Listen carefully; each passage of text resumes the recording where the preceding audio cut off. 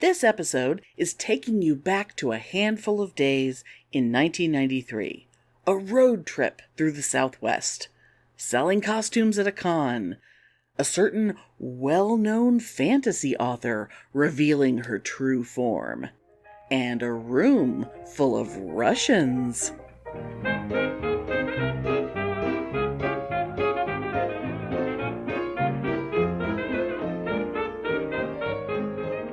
Welcome to Pitney and Amelia's Bitchen Boutique. We may be awful, but we're right. 1992. 1993. Oh, that's right, 93. Yes. Come back with us. Yeah. Everyone set your Wayback Machine to May of 1993. To the most exciting of all con experiences. I mean, we've been to a lot of cons that were great, but like this is the one that probably has the most stories. Oh yeah. And that generates the most content for this show. And I don't remember, did we stay at my mom's or did we stay at the hotel? I don't remember. I know we definitely stayed at your mom's, but I feel like I think your dad may have still been living there.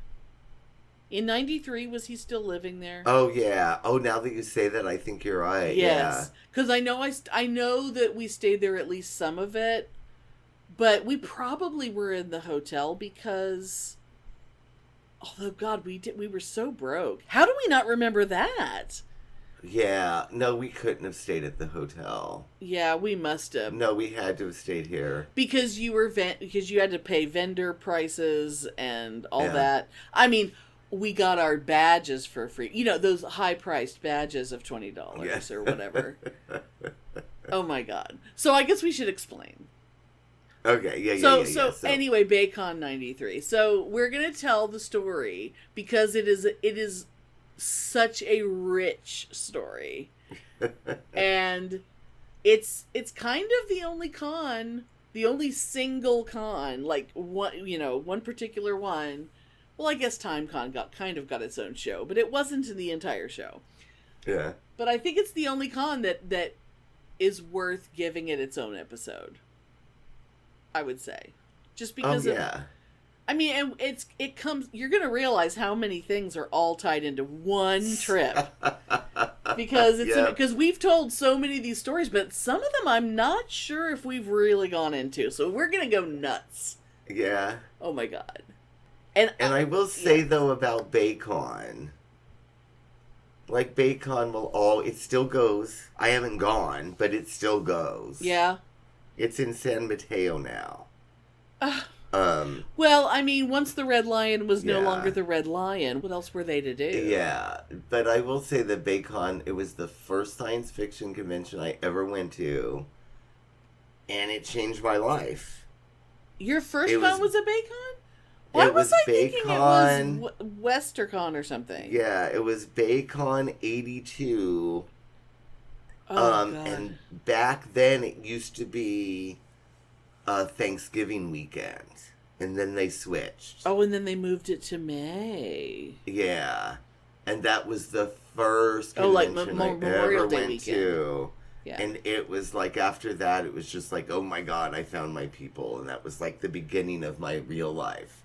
Was my first BayCon. And you were fortunate to be in the Bay Area in the 80s because it was you could have possibly, if you had your own transportation and the money, you could have gone to a con every weekend, possibly. Oh yeah. I mean, because there was always something. Oh my Lord. Oh dear BayCon. And I'm pretty sure this is the only BayCon I ever went to.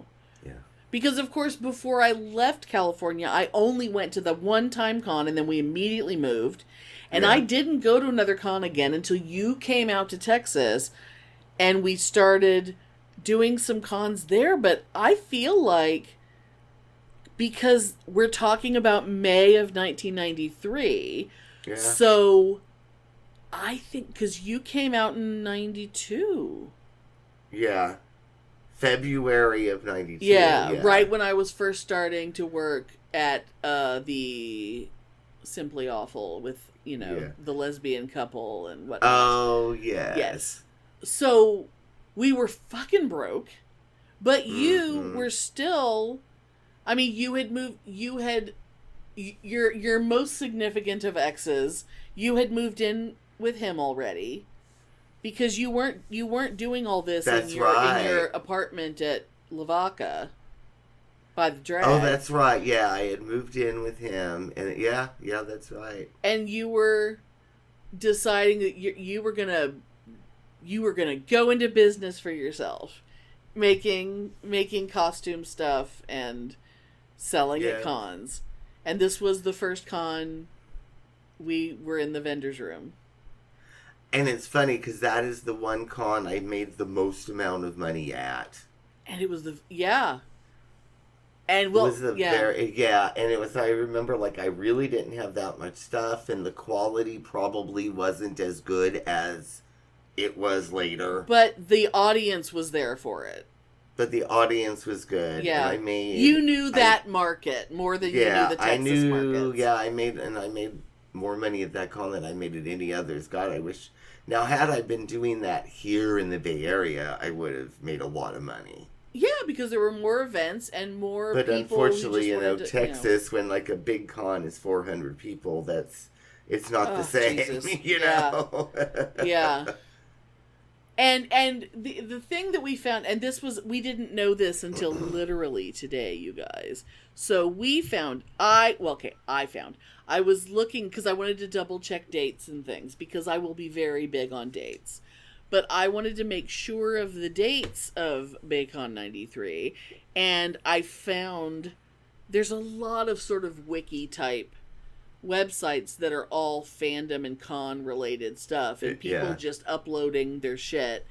And I found in the major listing about BayCon, but one of the things they had in there was a flyer for BayCon 93, which is so fucking amazing to look at in all of its early 90s computer printed glory, because my God. And it was BayCon 93, a different kind of BayCon, which is so Verity Noslin, even though she was not someone who, ran the thing. But it was a relaxicon. Apparently so. Which is a thing. And apparently it was because Worldcon was going to be in San Francisco that year. And so BayCon decided to just be a relaxicon, which... Pitney, it's a relaxicon. Oh, God. But like, how would you describe a relaxicon? Oh, God, where there's not a lot of programming. There's just a dealer's room, and basically people just go to the dealer's room and maybe sit in the video room and then just go to room parties and hang out. Yeah. Yeah. And the guests were, I guess, primarily just people who would have been there anyway. Yeah. The Bay Area authors and such. Yeah. Although, apparently the author guest of honor was Harlan Ellison. But we have no stories about Harlan Ellison, but it's worth mentioning. But, and there was about little over 1,900 people there. Which, that's for a small... Relaxabate. Yeah. That's for a relaxicon. Yeah. Yeah. Oh, BayCon 93. But, so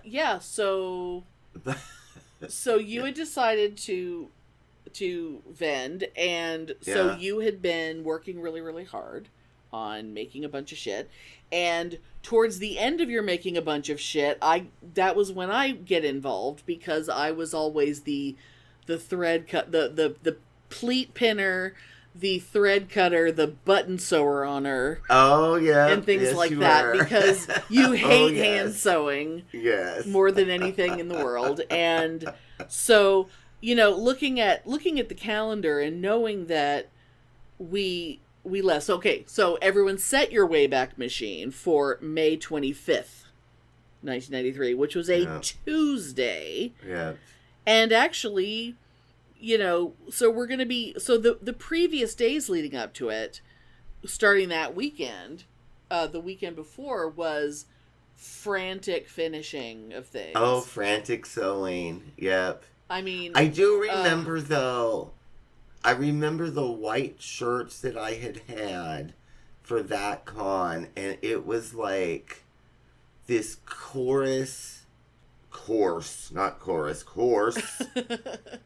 this coarse, really lightly woven heavy gauze, and I never was able to find that fabric again. It was something that would really stand up to use, yeah. Yeah, it was such awesome fabric with that type of shirt, and I never was able to find it again. I remember those shirts really well because, and I sold out of them, remember? Oh, yeah. Yeah, I sold out of those shirts. It almost looked like linen, like it had like a weave to it that you could almost see, so it had almost a linen look. It was fantastic. I love that fabric, and never saw it again, nor since. And but all the people who bought them, I bet they're still using them because that was not some cheap ass gauze, which is what most gauze is. Yeah, it was. Yeah, you want something that's flowy like gauze, but you also don't want it to be fucking tissue paper. You know. And remember, I had like those mint green satiny capes.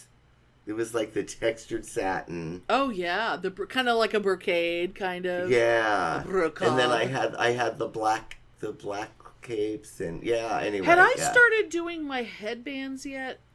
My beaded headbands, or was I doing those? I may have been doing those a couple years later. That may have been Western. You know what? I don't remember. Because I feel like I did. I feel like I did one to go. Because there was some that I did to actually go with some of your capes and stuff. Because I thought we could do a little upsell on some of them. And I remembered that I had.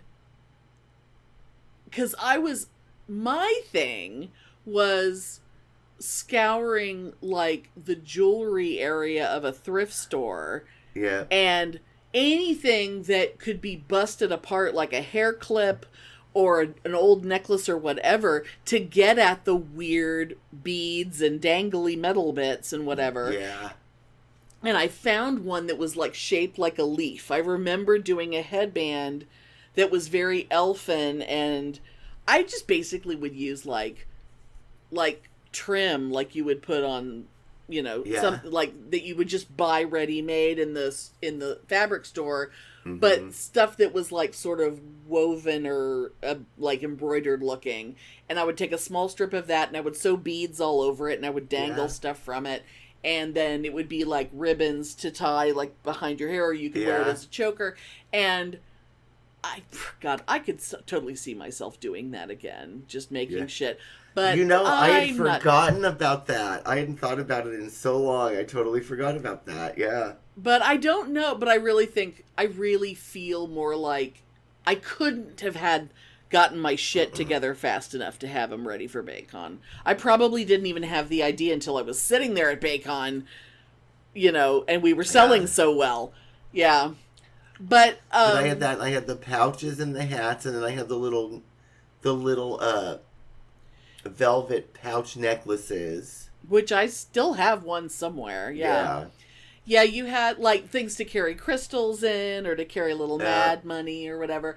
But I remember you had flat caps and bag hats. I remember you made a decision to have like 2 colored velvet, sometimes other fabric. Oh, that's right. Yeah, the flat caps. Because you had done costuming so long, and you also had worked at the Ren Fair in California. Ren Fair, so I knew, yeah. But oh my lord, I mean, it was so.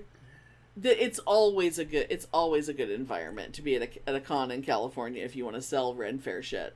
But I gotta say, one thing that I thought about this morning was, when we would just be doing costume stuff for ourselves, one thing that's always true, the last fucking minute shit is always true.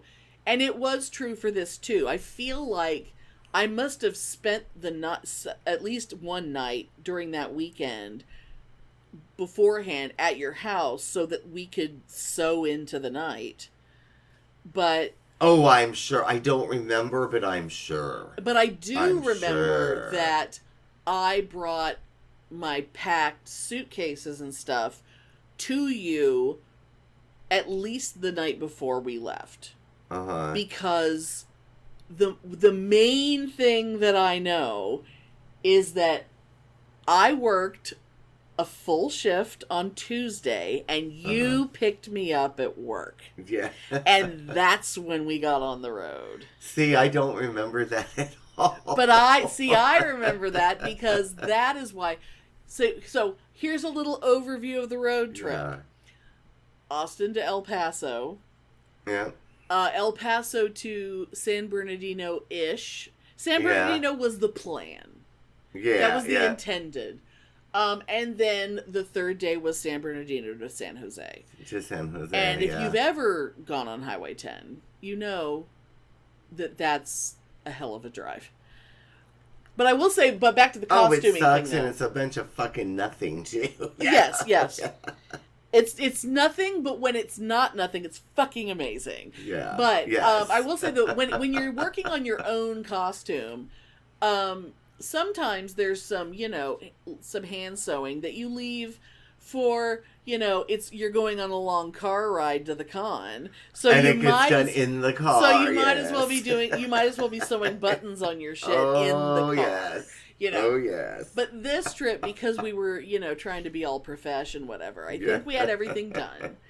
And, done and put into, I don't know, Rubbermaid boxes. I don't even remember. Probably. Yeah, it had to be. I do remember us stopping, when we got to San Jose, we stopped at the Gold Circle store so I could buy the rack. I don't think we had a rack at that one. I think we just had a table. Did we? Yeah, no, we stopped at Gold Circle and bought a rack. I guess it was just sitting behind us, and then so people would just have to ask us for stuff. Yeah. Because we didn't have a corner or anything. Okay. Oh, was it the X folding rack? No, it wasn't that one. It was just a real cheap rickety on wheels, just like a. For laundry. Yeah. Like and I remember drying. We stopped at Gold Circle. Oh, God. See, Gold Circle we never even had out here. So Gold Circle is that rack, very, very past memory. But back to the driving. Yeah. Oh, my God. So on Tuesday, May 25th, you picked me up in the car. And only a week sooner, on May 18th, had Kiss Alive 3 just come out. Yeah. But we were so busy that I hadn't even bought it yet. Yeah. And so you picked me up in the maroon-colored Oldsmobile. God awful Oldsmobile. Yeah, I was gonna say Pontiac, but it was an Oldsmobile. It was an Olds because it was almost exactly the same model as the Oldsmobile I eventually had. Oh God! And of course, the last episode is all about our cars, but this was your boyfriend's Oldsmobile because, and do I remember correctly that when you pulled up, it did not have a rearview mirror? Oh, I think you're right. Yeah, yes. I believe it was that trip where the rearview mirror had just come off. Like, you reach up to adjust it, and it just popped right off.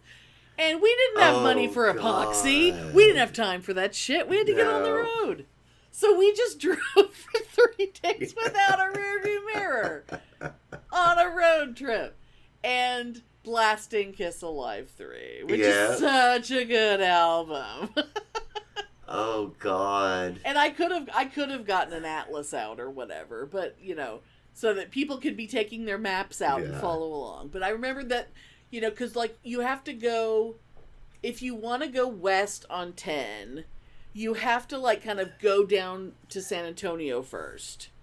Yeah. And then hang a right. Yeah. And then so you're going through towns like Johnson City. Yeah. Where the LBJ Ranch is, and all these little towns, it's the kind of highway it's highway, but sometimes not. Yeah. And we went through Kerrville with that before I even knew what Kerrville was. Right, had no idea what Kerrville would mean to me later, but yeah. Yeah, we would have had to have gone through it at some point.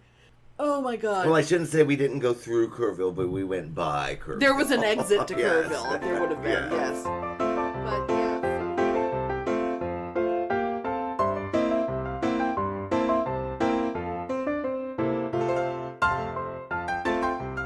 But the sun was setting and we were on our way. Oh my God. I am just realizing because, it's May now. Yeah. No, it's April now. Oh, it's April, yeah. God damn it. I'm so confused all the time. I should know that. My dad's birthday was yesterday. Okay. But by the time this comes out, is it going to be May? Wait, is next week May? Why am I feeling like... The week after next is okay, May, yes. So right after this will be May. Because I was just thinking like, oh my God, it's almost an anniversary. Yeah. Oh, but I know why. I know why I'm confused. Because my brain has been in Frightmare mode. And Frightmare is exactly 4 weeks from... Oh, that's true. Yeah. Yes. So, yeah, my brain is already... And so, like, when I'm looking at a calendar of May... I'm automatically, my brain is already in May. Oh my God. Anyway, so yeah, we drove into West Texas, which is a bunch of nothing. And the drive from, at least, San Antonio to El Paso is a shit ton of nothing. But we were doing it in the dark. And at least once I remember you pulling over and peeing on the side of the road in the dark. Because it was pitch black out there, and you could do that. Yeah.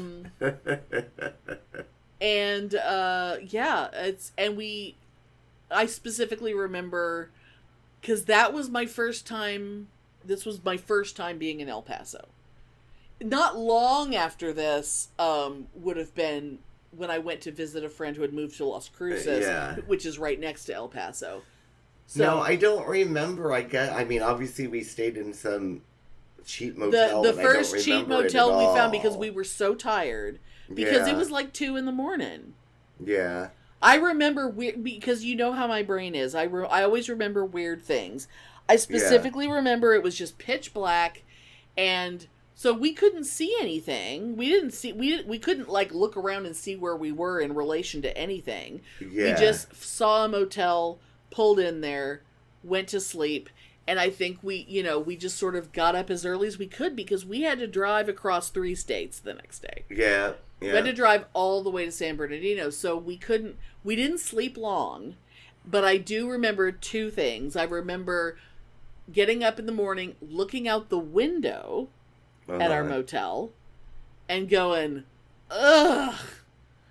See, I don't remember at all. Because not at El Paso is so ugly. There is not. Well, it is. There is not a part of El Paso that's not gross. And I have friends who are from El Paso, and I'll also say that my parents lived in El Paso. Yeah. In fact, my in-laws live there too, because there's lots of military shit out there because it's the fucking desert. But my mom always said that until we moved to California, which was their last move while my dad was in the Army, that El Paso was the prettiest place they ever lived. Oh, Lord, and that's bleak. Yeah. I mean, I realize that when you move from military job to military job, you're not moving to the best part of any state. Yeah. You're moving to the asshole of Kansas and the asshole of Pennsylvania and the but I was so shocked to learn that my mom was like, "What? I thought El Paso was lovely." No.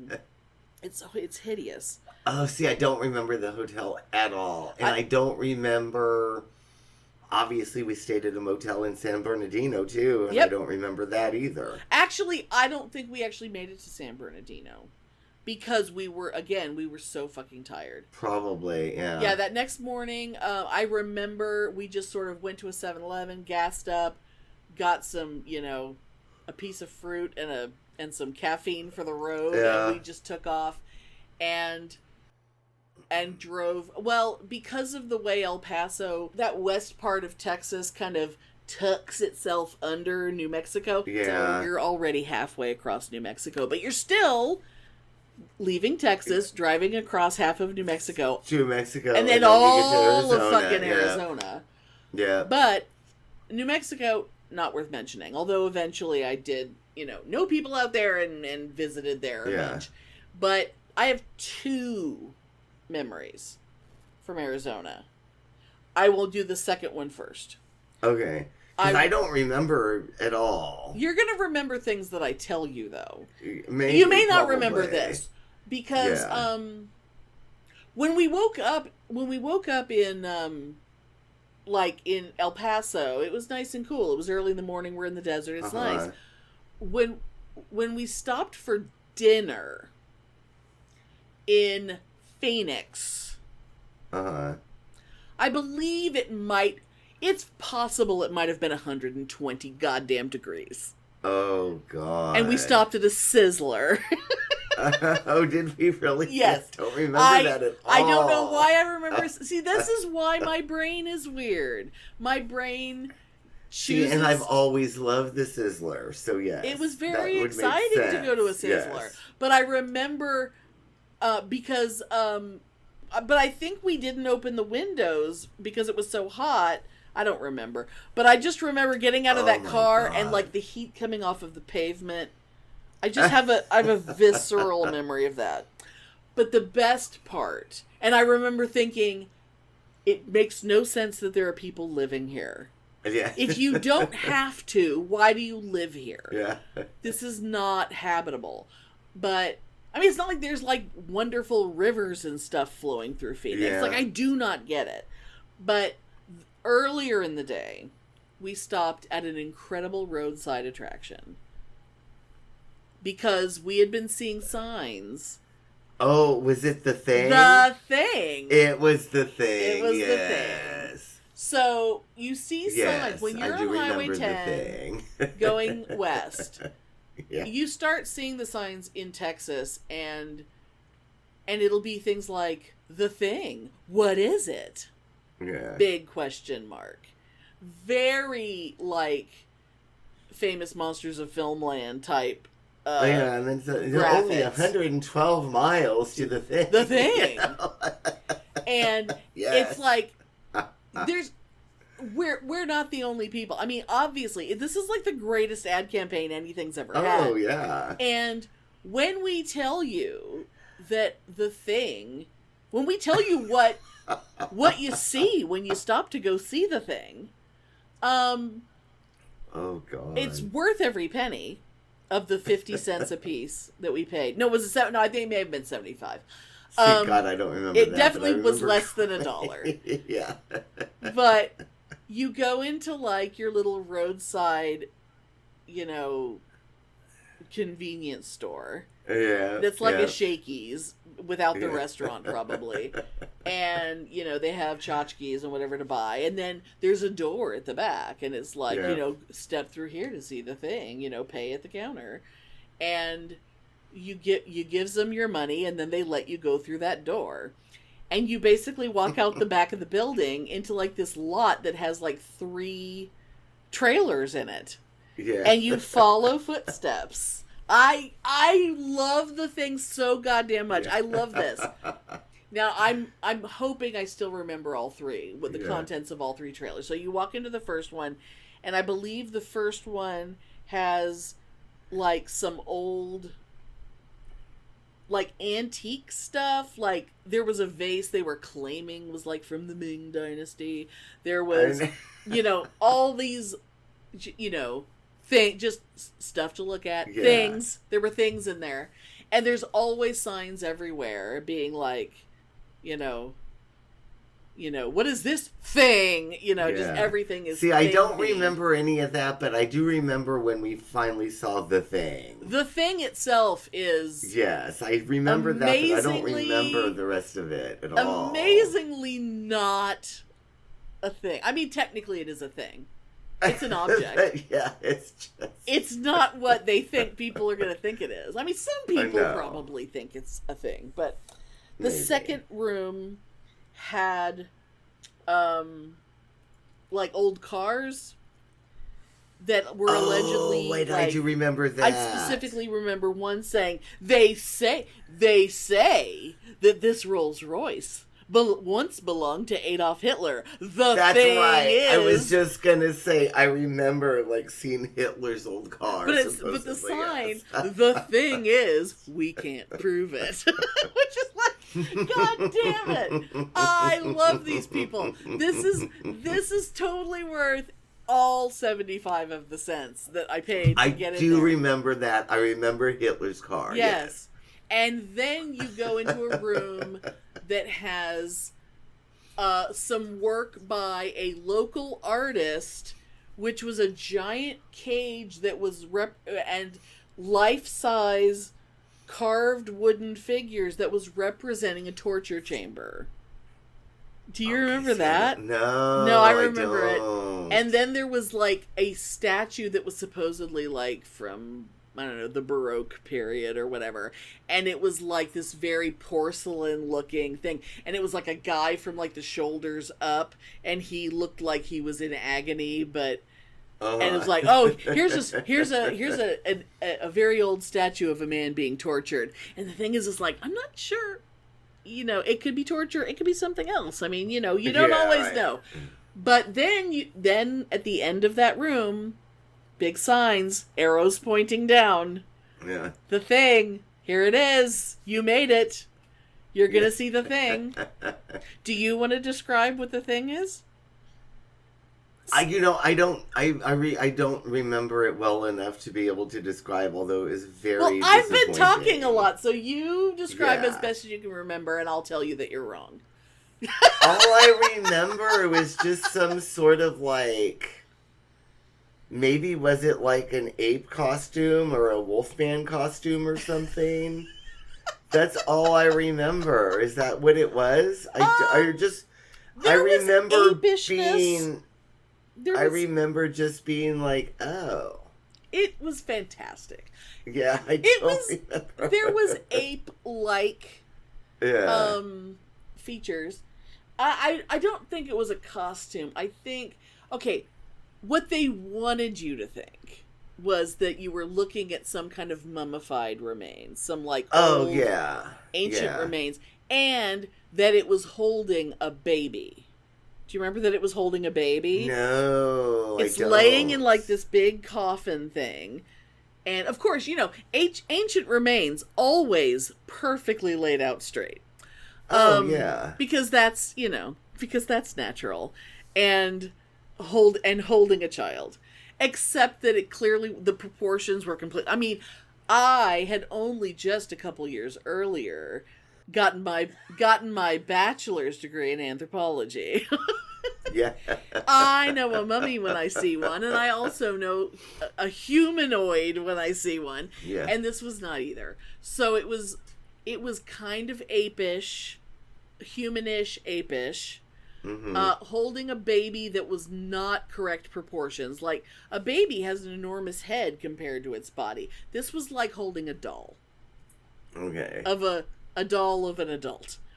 And it was not anything remotely real. It may have been carved by that same fucking artist that carved the other people.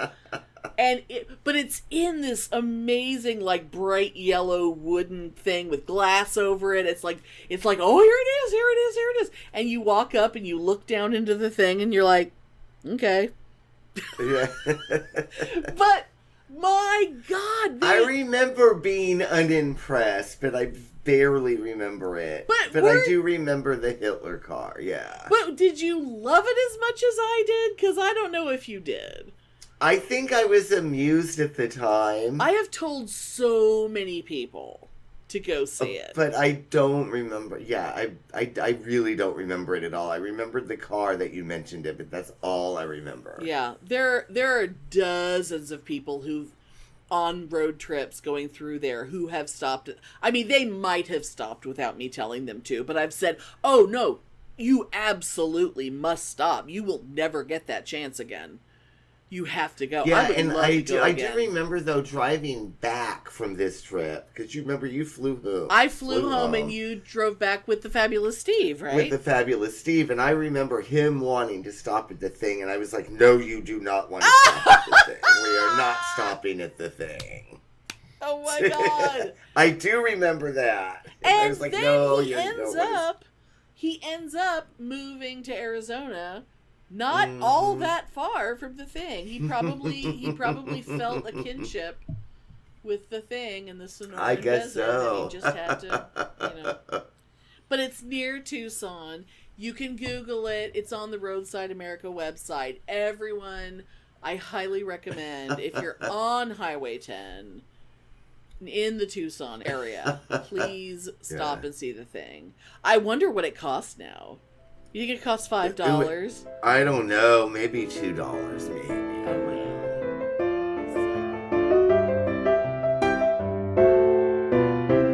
Oh, listen up, true crime fans. I have a podcast that you won't want to miss. A heartfelt show that focuses on lesser-known crimes from around the globe called Our True Crime Podcast. All right, buckle up, I guess. We gotta put our seatbelts on. We gotta go. Every week, hosts Jen and Cam will guide you through a new case backed up by meticulous research and delivered with the utmost respect for victims and survivors. Cases like the fatal exorcism of Joan Vollmer. Yes, eyes can turn red and appear to glow from increased adrenaline and blood flow. I did not know that. And the Haynes family massacre. I'm almost afraid to hear it. As a parent, I don't even know. I don't know. You'll not only learn about the cases, you'll feel like you're part of a conversation with witty, lifelong friends. That's what truly makes this our true crime podcast. So whether you're a true crime aficionado, I thought you might say that. I was hoping anyway. Or a casual listener. That's a baseball team, Jen, if you didn't know. Oh, I figured it was some kind of sports ball thing. Sit down and join us for Our True Crime Podcast. Listen on your favorite podcast apps today. It's a Sunday. I'm sitting in a dark, dark room talking to my best buddy about crime. That's right.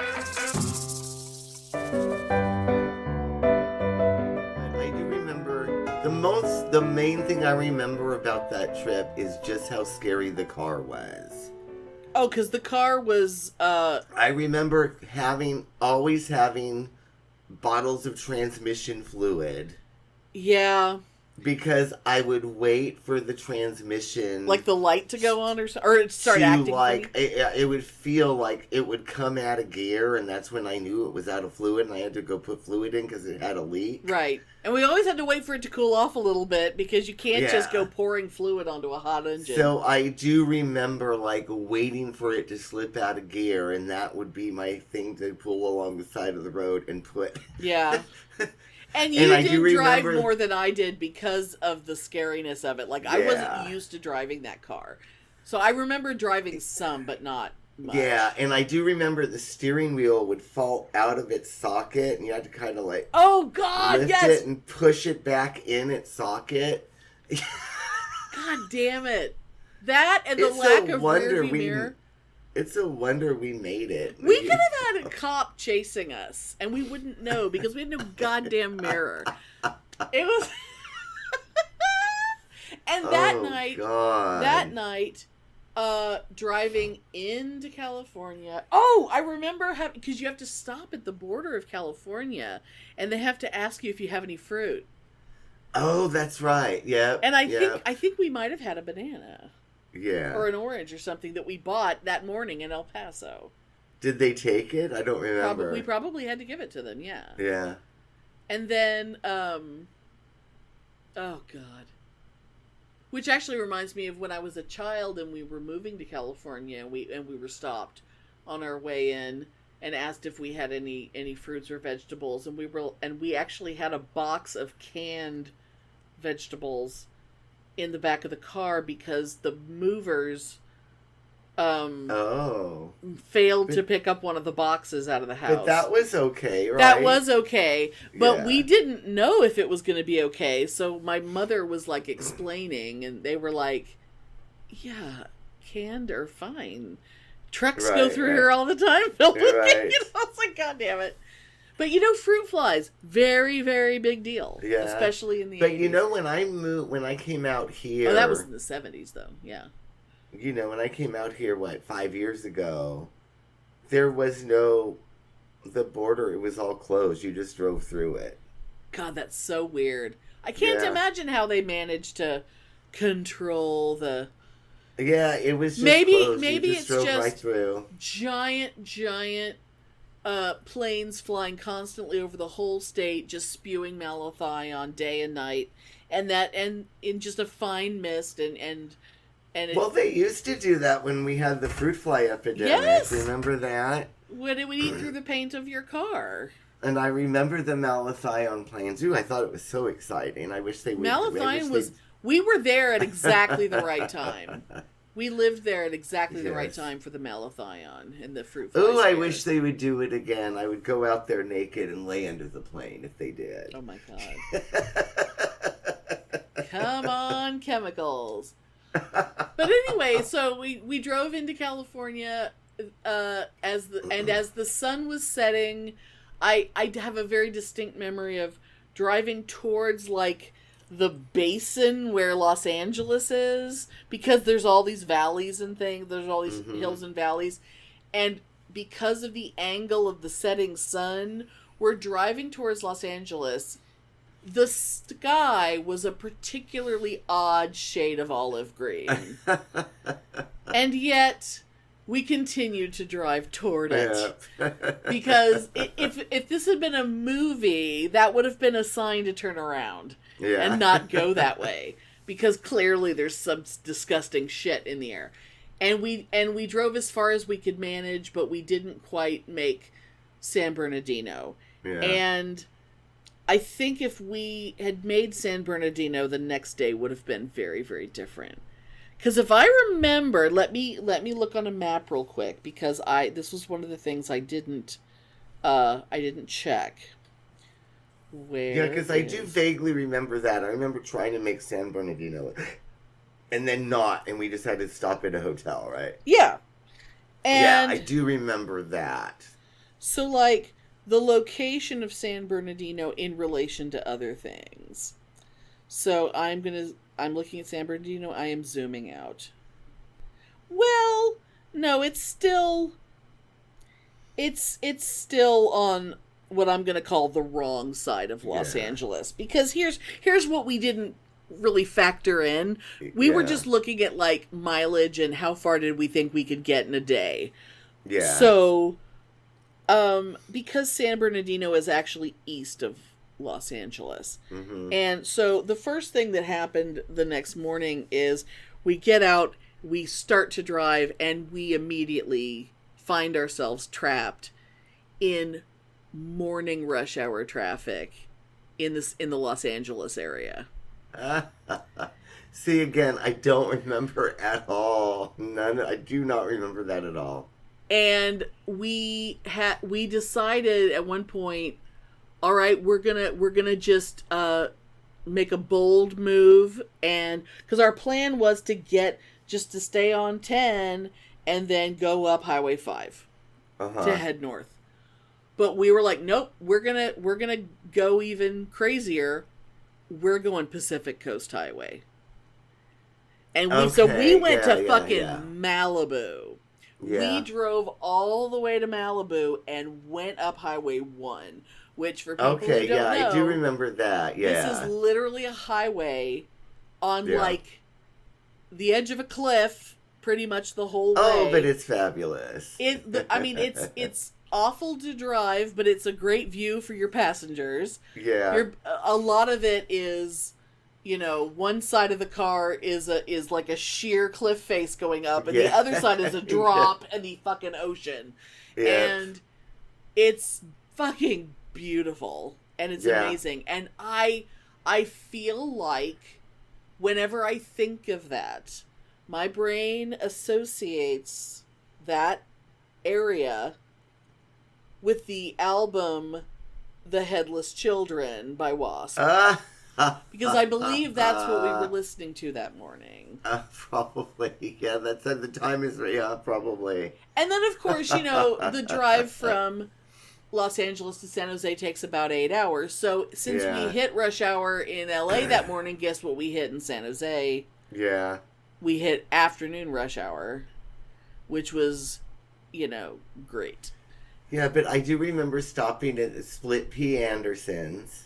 Absolutely, in the beautiful, beautiful, and that was when the car that we had to put the car in. We had to take it to a mechanic. We took it, yeah. And what was wrong with it? I don't. It was remember the transmission. Yeah, it was that fucking transmission. It was like they were like, yeah, you're just gonna have to keep an eye on stuff in it. Yeah, I remember that. I remember we had to stop at a mechanic. And I remember being like, oh my God, I'm going to have to call my mom and she's going to have to drive down here. I think we were at a point where the light was starting to come on. I think we were... I think so. And it was I remember I was starting to freak out a little bit. We basically had to get a mechanic to bless the car and tell us we could actually keep doing what we were doing. But oh my God, not for much longer though. A fucking car. Especially, see, I didn't have to deal with the drive home, so I don't know if the car, because it rested a little bit, not much. All I remember is on the way home, I got a flat tire. Oh, God damn it. Where were you? And then, in order to replace the tire, that is when I brought all my collection of He-Man and She-Ra toys back to Texas with me. Oh, yeah, that big, wicker trunk. Yeah. God damn. So we had to take out all these He-Man and She-Ra toys from the trunk and put them on the side of the highway so I could get the fucking spare out. Oh, God. Because I got a flat tire on the way back. Oh, and you and the fabulous Steve, two of the most butch men who have ever lived, out there fixing a tire. Was Steve just standing next to you with a parasol and a Mai Tai? I don't remember. I'm so glad I wasn't there. I would be less than useless. Oh my God.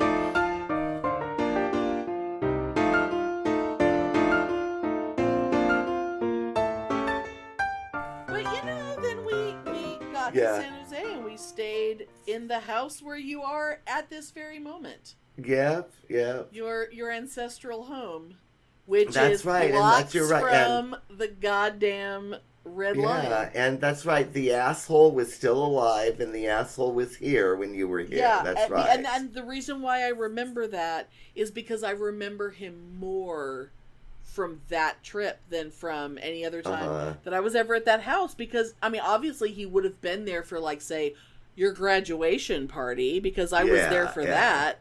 Just because because my sister was graduating from college the same week, so we were in town. So but I didn't remember your dad specifically because your whole damn family was there. But I remember that was when there were times when I had these memories of your dad walking into the room and I would feel like the whole room went cold. Oh, yeah. Because, God damn it, that man had a presence. Yeah, and it was not good. Mm-mm. But anyway. Mm-mm. But he's dead now, thank God. He's dead. Thank God. The monster is dead. Yeah. The world did not mourn. Nobody cried a tear, I think, other than me when he died. And that was only at the moment. About 20 seconds. Yes, that was just at the moment of the death. And then it was, okay, thank God. Okay, we don't have to do this anymore. God damn it. Fuck that guy. Yeah. And then as soon as I came home from watching him die at the hospital, I came home and I burned all his pictures. Oh my God. Because I did not want him haunting the house, so I burned all of his pictures. Oh my God. That's amazing. Was your mom helping you? No, she was in bed. Oh, okay. She was not aware of this. But yeah, I know that's just terrible, but it's kind of funny now. Oh my God. Anyway. But yeah, so then on to the con. So, well, maybe this is a good time to talk about who our table was next to.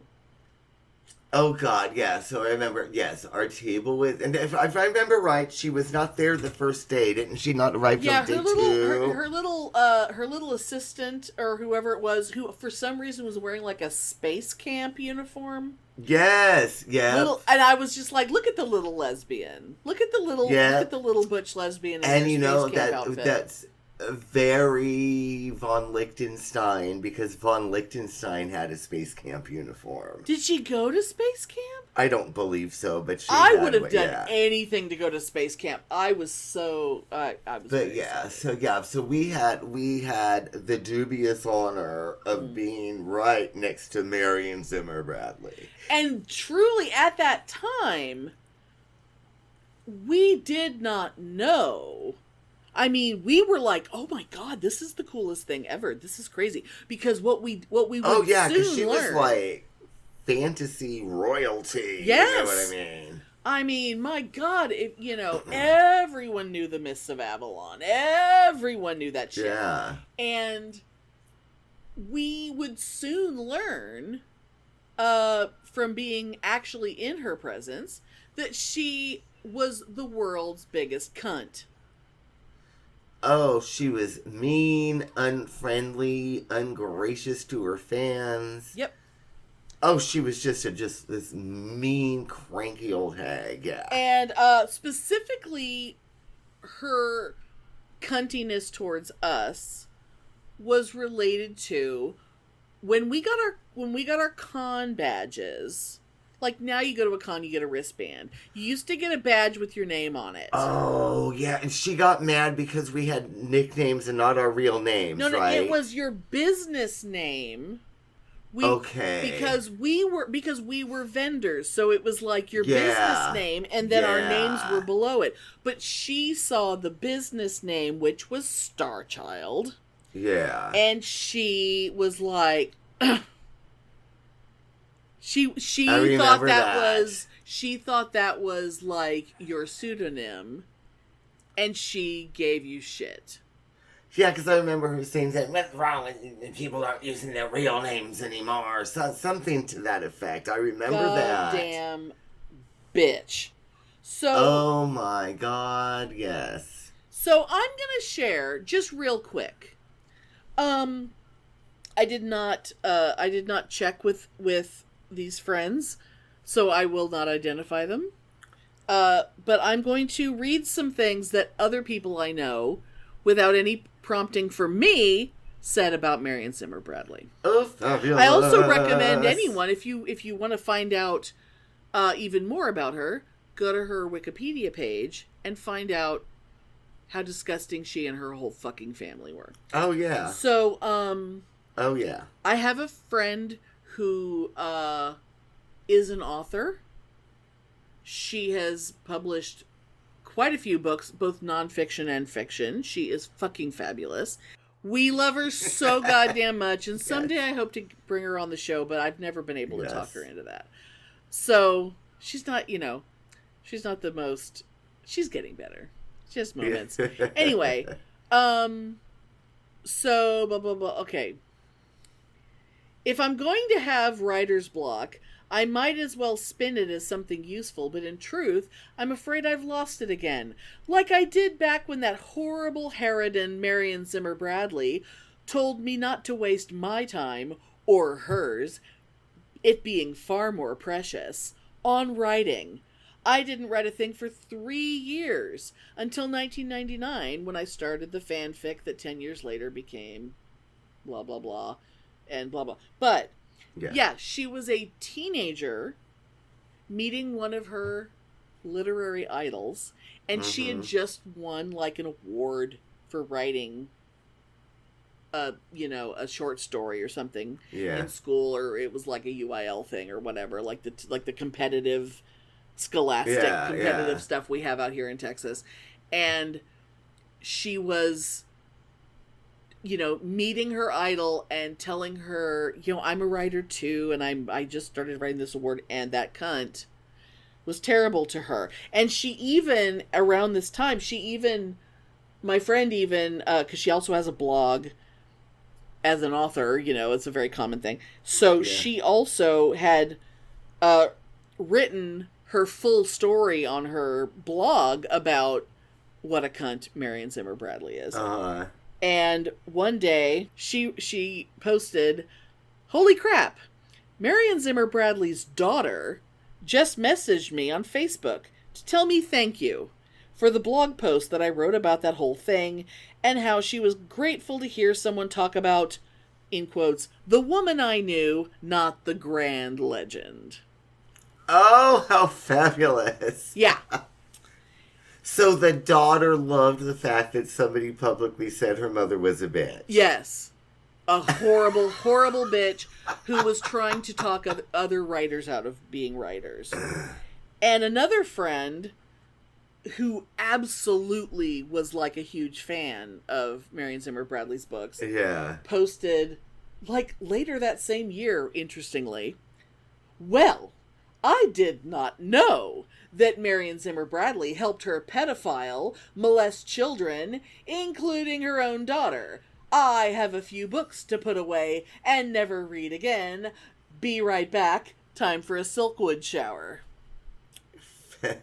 Fabulous, yeah. And then she was just like, "Oh my God, help me out. What's the ethical approach to reading Marion Zimmer Bradley? Because I miss reading her books, but she's a colossal piece of shit." Yep. Yes. And this was, I mean, we had no idea about any of that. No, we knew nothing when we of met her. that. We just knew that she was a famous author. I was excited. I thought it was going to be really cool. I was thrilled. And I remember she was just a bitch. You even bought a copy of her book in French and had her autograph it for a friend of ours. Didn't you? You bought a French copy of Mists of Avalon. I don't remember. That we got the cunt. I mean, was it for Lisa? No, it was for Susan. Oh, okay. I don't remember. Yeah. No, it was for Susan. Okay. Oh. I know.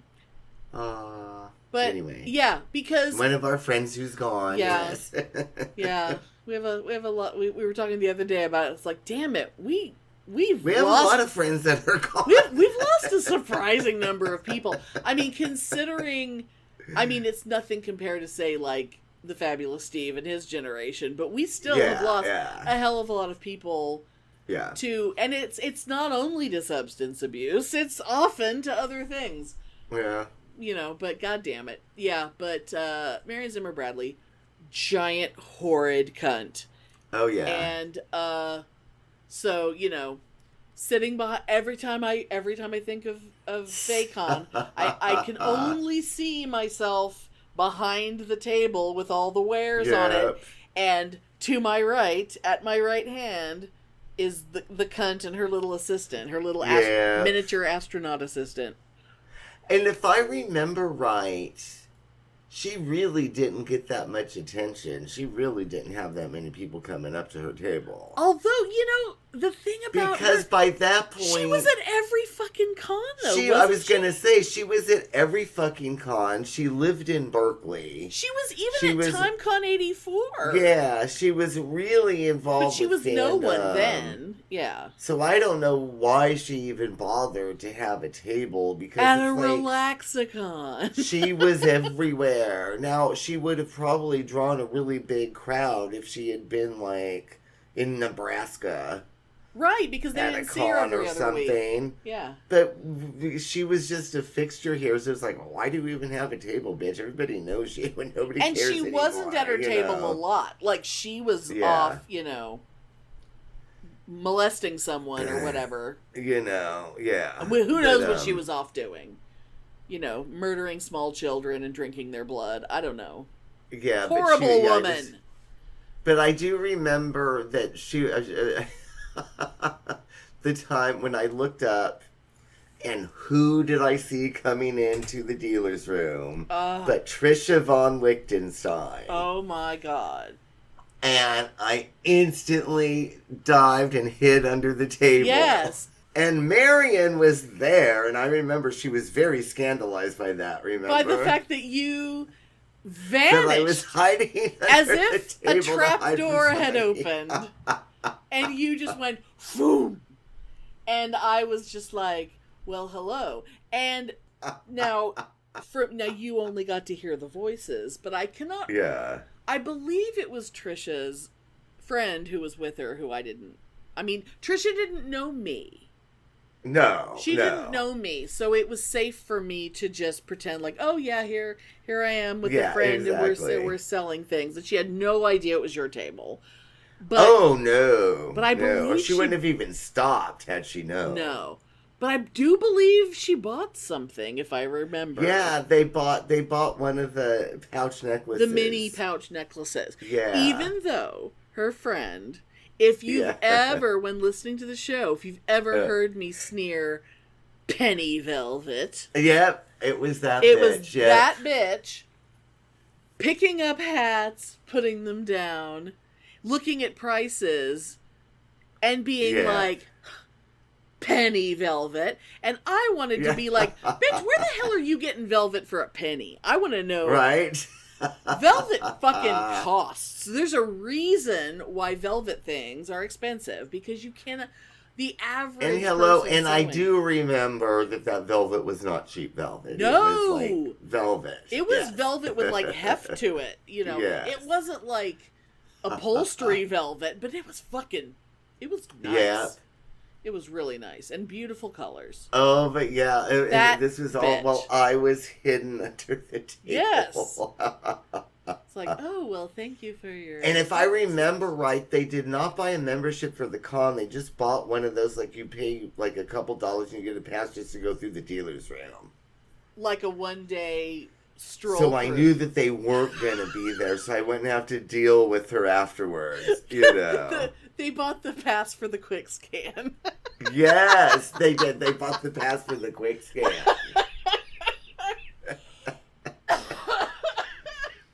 Oh my god. Oh my god. And do you remember Marion Zimmer Bradley's assistant also knew... What name did we come up with him? Bert Cup. Remember, she knew Bert Cup? Because remember I said, oh my God, Amelia, look, I think that's Bert Cup. And I was being kind of sassy, right? As we would. And the woman, she was like, oh yeah, that's him. And then I made it be like, oh yeah, it's so good to see him. I was hoping, you know what I mean? Hoping we'd run into him because she was obviously friends with him. Oh God. Do you remember that? Oh no, I had completely spaced on that. But we did see him there. And Noslin had to have been there as well. She had to have. She would have never missed a BayCon. I don't remember if I saw her. I don't remember. And because at that time... Yeah. No, at that time, me and her were totally talking to one another. Yeah, oh, absolutely. Because this was before I would remember if she was there. I don't think she was there. This was before she moved to Texas on a... Yeah, no, because we were totally friends. Yeah. So, no, she wasn't there for whatever reason. What? But Von Lichtenstein was there. Oh, and remember, Die Die Doo Doo was there. Dee Dee? Yes. Why can you never remember these things? I don't think I saw Dee Dee. Because my only memory of actually seeing Dee Dee was at TimeCon. Yeah, because we were leaving the dealer's room and she was sitting on one of the tables outside when you and me were walking, and I went and I had a really brief conversation with her, and she was totally cold. Oh. Like as cold as ice, and made it clear she didn't want to talk to me. Do you remember? You don't remember that? No. But I hadn't seen her for 10 years. And it was like, seen her since 1984. How are you? It's good to see you, And she was like, I'm fine. How are you? Okay.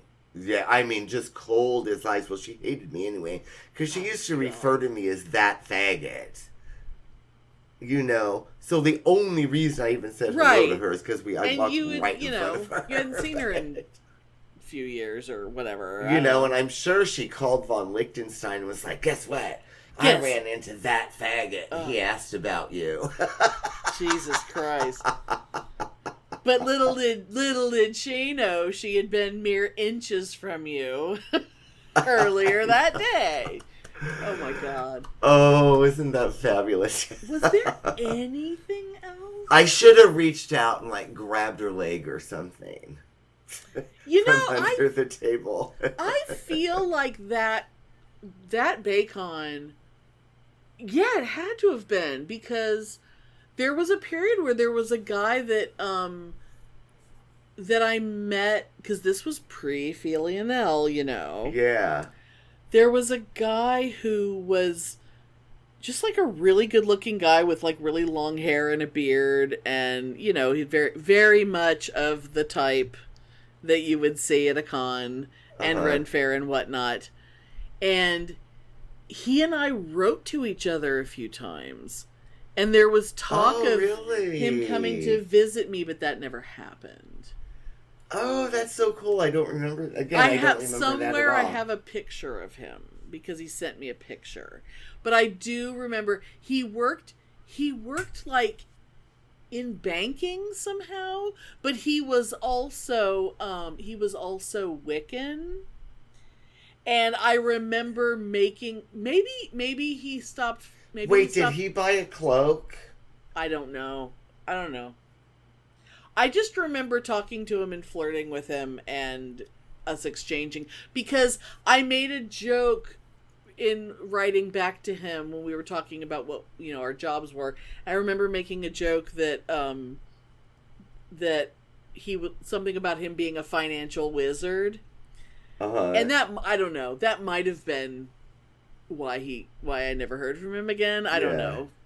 That maybe that was insensitive. I don't know. I thought it was funny. Oh, wow. And I'm just trying to remember that con. There obviously had to have been a masquerade. Oh, absolutely. And this is when they were still masquerades before they were cosplay. No fucking cosplay. It was the masquerade, and there had to have been a dance, because BayCon always had dances. Yeah. But I don't remember. And that would have probably been the night went. that I met that guy. But because we weren't staying in the hotel. Yeah. But I'm sure we went to the masquerade and the dance. Oh, absolutely. At the very least the dance, I'm sure, but I don't remember it. Oh, God. Now, I remember lots of BayCon dances before that. Right, but this was my only BayCon, so it's hard to remember. And because we weren't staying in the hotel, there's a lot of mischief we couldn't have gotten up to. Yeah. Yeah. Because we weren't, you know, in the hotel. Oh, wait. We weren't going to walk up to someone and say, "Tell me you have a room." Wait, no, because that was the con that I wore the Blackie costume, and someone complained about me because I had buttless pants on. Was that at BayCon? That's BayCon, yes. I wore that to the dance. I wore my Blackie costume to the dance. Wait a minute. Yes. That means that's also the con. Hold on. So I wore the Buttless Wonder, my Blackie costume, and some bitch complained about me being in the dance because part of my ass was showing, even though there were women there that pretty much their entire tits were showing. Yes. Yeah. Because women in, you know, big women in spandex is a normal thing at a con. Yeah, that's right, because some bitch complained. And I remember when half my ass. When people came to you, you were surrounded by people who were totally defending you. Like, that's the most ridiculous complaint I've ever heard. I remember that. Yes. But yes. that means, oh my God, that had to have also been the con where we met the Russians. You know what it was. Oh. Yes, it was.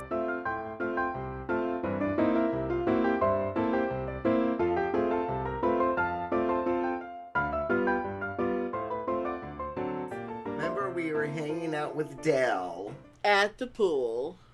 Yeah, and he was like, but Amelia, they're Russian.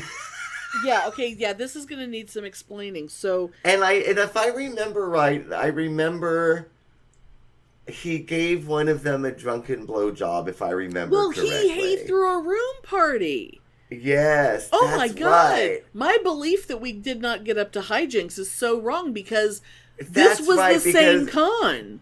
Because they asked you if you were straight, because everybody in there was gay, and they were so excited that you were there and you were straight. Yes. It was a room full of gay men and, like, some lesbians and me. It was the Russian track team. It was the fucking track team, and... Yes.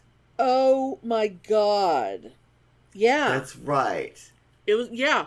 And, because they were in town, because at San Jose State... There used to be a track invitational that the now Caitlyn Jenner used to have because she was from the area. Yeah. And that was, Olympian, very famous Olympian would do this whole thing. And so people would come from all over the world to go to this track event at San Jose State. And all these fucking Russian fucking track athletes were in the hotel with us. Oh, that's right. God damn it. And we had that party, or Dell had that party, and we invited... He or someone, anyway, we invited... He basically had a party because he wanted a reason to get all the Russians in his room. These guys for the Russian track team, and they thought it was so weird that there was a science fiction convention going on, and they came down and drank with us. And that's right. I was my back was against a wall in this hotel room, in Dell's room, and I had just a semicircle of unbelievably beautiful Russian men. God, those men were hot. Yes. And they're all like, in their broken English. Yeah. And they're, trying to get me to drink more vodka and things. And that's right. And asking me questions like, so, do you like men? I remember that.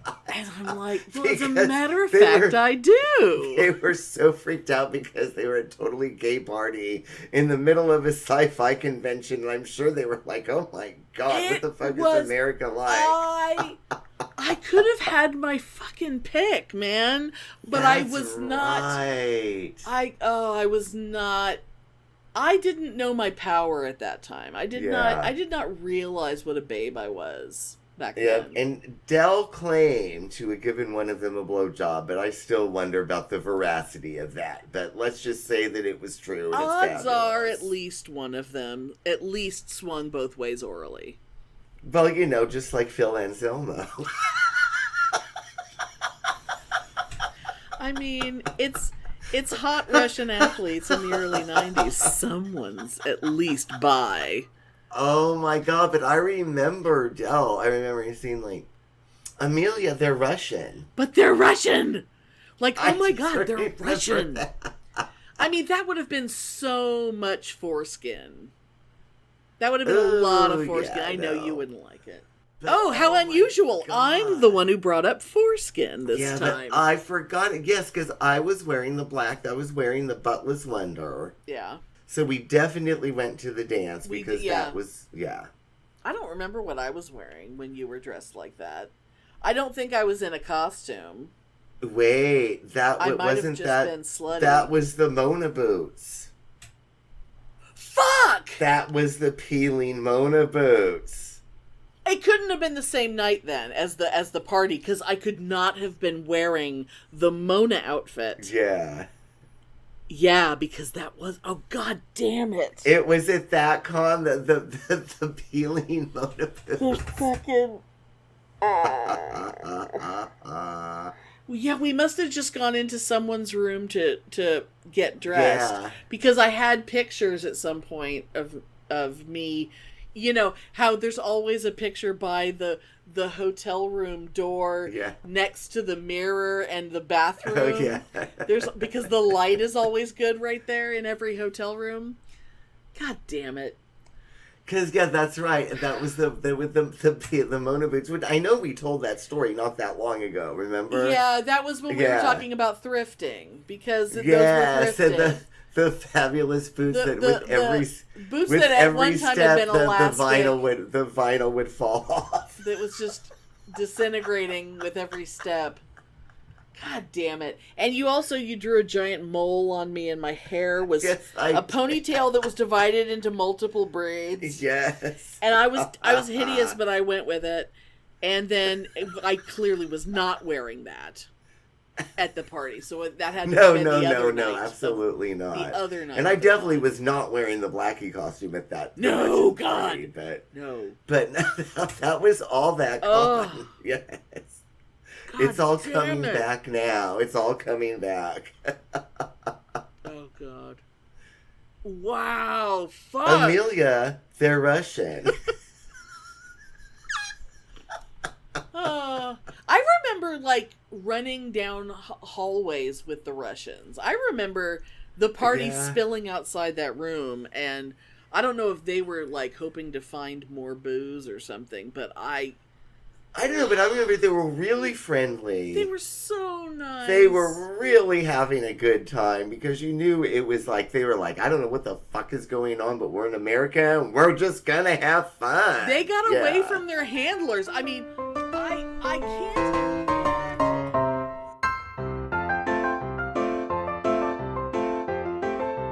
It's all coming back in waves. How fabulous. I have Celine Dion in my head.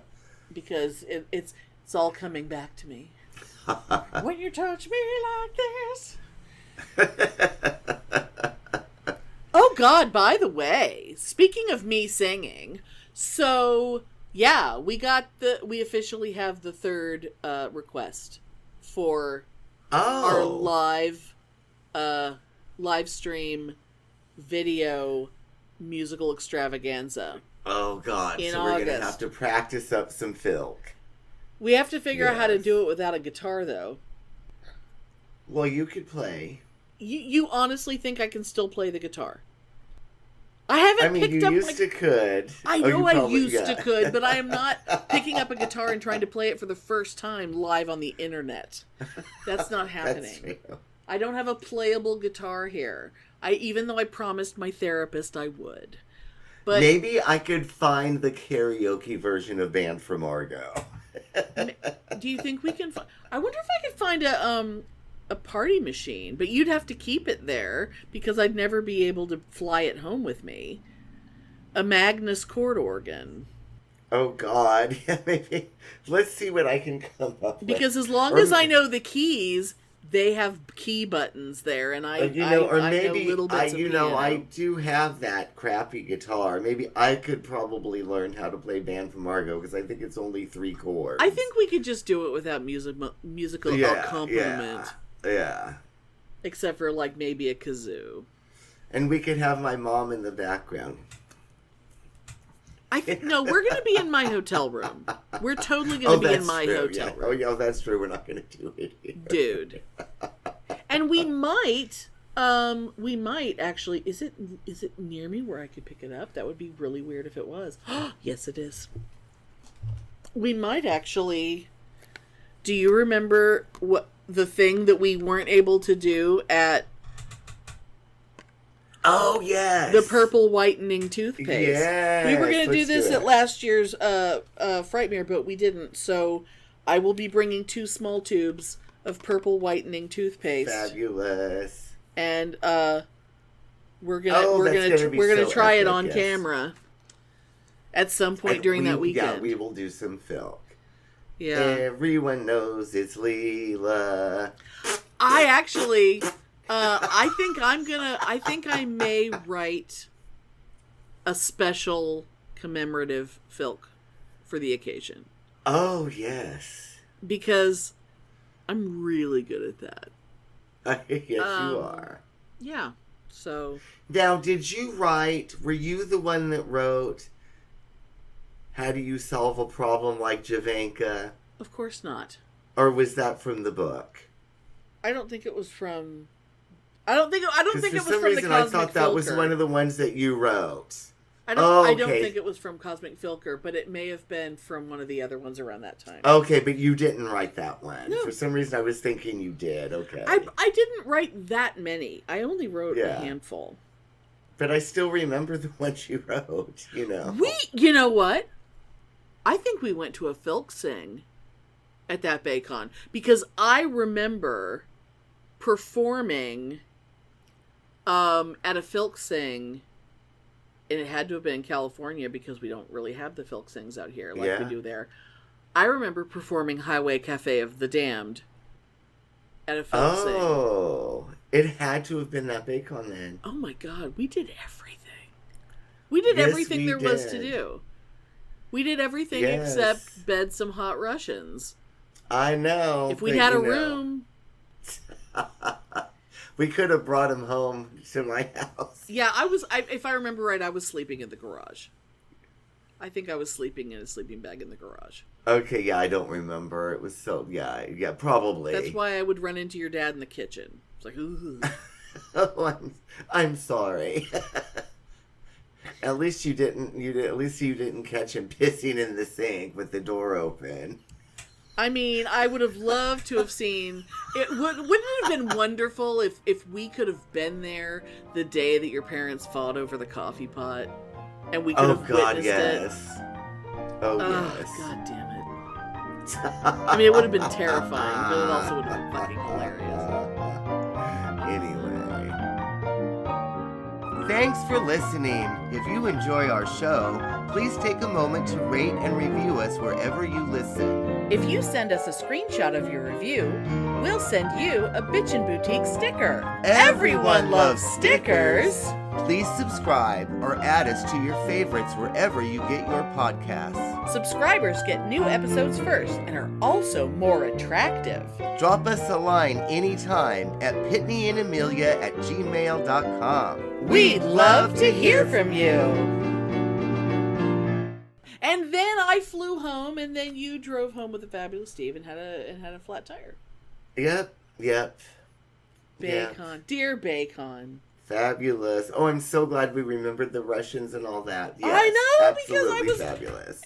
Because it's true, because this really is the only time we went out there, because every other con we went to sell stuff was in Texas.